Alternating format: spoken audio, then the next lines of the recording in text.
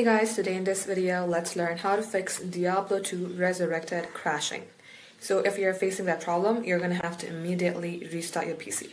Go ahead, restart your PC, and then come below at the search bar, type in Steam, run Steam as an administrator, and then select Library.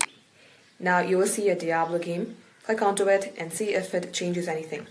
If it's still not working, then you're going to have to verify the file. So first of all, again, launch your Steam, select Library. For example, if this is your Diablo 2 Resurrected game, select Properties. In here under General, make sure this is enabled and select Installed Files. It says verify this game's file are installed correctly. Select Verify Integrity of Game Files.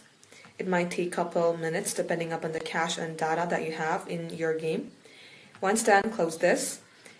And you're going to have to close Steam again, restart your device, see if it changes anything. If it's still not working, then you're going to have to remove the Diablo 2 game and install it again, and it will definitely work. Thank you all for watching. We will catch up in our next upload.